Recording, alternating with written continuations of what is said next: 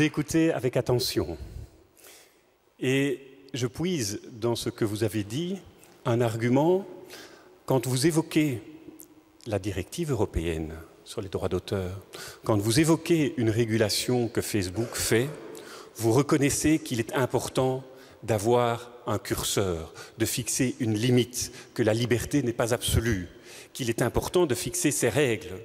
Alors on peut discuter et avoir un débat sur l'endroit où on met le curseur. Mais la question qui vous est posée aujourd'hui, faut-il légiférer ou laisser faire? L'existence du curseur est essentielle. On n'a pas envie de vivre en Érythrée, en Corée du Nord ou au Turkménistan, qui sont les 3 pays qui sont les plus en bas du classement de Reporters sans frontières.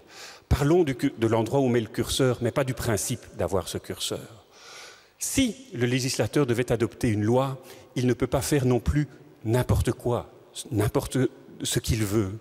On se trouve, et c'est heureux, dans un contexte européen où il y a des règles supranationales, et je pense, dans le débat qui nous occupe aujourd'hui, à l'article 10 de la Convention européenne des droits de l'homme, qui protège la liberté d'expression.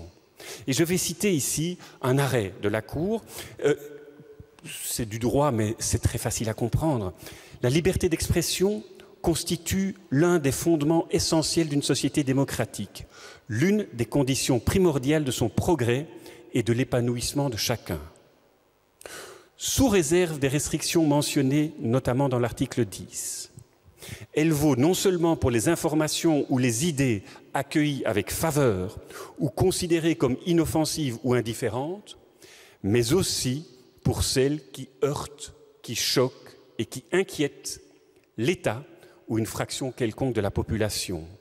Ainsi le veulent le pluralisme, la tolérance et l'esprit d'ouverture sans lesquels il n'y a pas de société démocratique.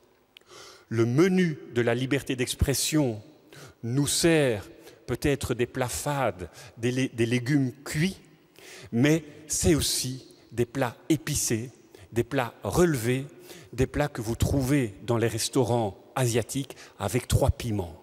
Ça brûle la gorge. C'est ça la liberté d'expression, mais l'article 10 prévoit des limites. Elle n'est pas absolue et c'est pour ça qu'il est important de fixer des règles. Je vais citer quelques règles de bonne conduite que j'ai trouvées en surfant par hasard. Bienvenue dans l'espace forum du Soir Plus. Lieu de discussion entre abonnés. Cette plateforme d'échange d'idées ou d'opinions s'inscrit dans un esprit pluraliste, d'ouverture et de respect mutuel. Et puis il y a 2-3 paragraphes que vous trouverez qui sont intéressants, mais la rédaction du soir se réserve le droit de ne pas publier les messages à caractère raciste, xénophobe, révisionniste, négationniste, les messages haineux, diffamatoires ou agressifs, les incitations à la haine raciale, les appels à la violence ou au meurtre, les messages à caractère pornographique, pédophile ou obscène, les messages dont l'expéditeur n'est pas l'auteur, les insultes personnelles entre les participants, les messages portant atteinte à la vie privée d'autres participants ou de tiers, les messages publicitaires, les communiqués d'organisations politiques ou syndicales, les messages hors sujet ou incompréhensibles, les messages envoyés en plusieurs exemplaires, les messages écrits dans une autre langue que le français, les messages n'apportant aucun élément de nature à faire progresser le débat en question, les liens répétés vers d'autres sites. Tout ça pour vous dire que dans un journal de qualité comme Le Soir, qui met en avant la question de la liberté d'expression, de la liberté des journalistes, et je peux tout à fait vous suivre dans les développements que vous avez faits, Le Soir met aussi un curseur et des limites pour permettre un échange d'idées et d'opinions dans un esprit pluraliste, d'ouverture et de respect mutuel. J'ai une angoisse. Je n'entends pas la petite cloche derrière moi. Encore 5 secondes. Et là, nous avons aussi une illustration que la parole est régulée. Je n'ai pas le droit de vous parler pendant 10 minutes, un quart d'heure, 20 minutes.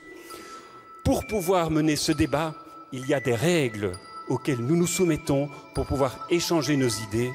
Et c'est l'idée de fixer ces règles et de pouvoir légiférer contre les fake news qui ont des effets pervers. Je vous remercie.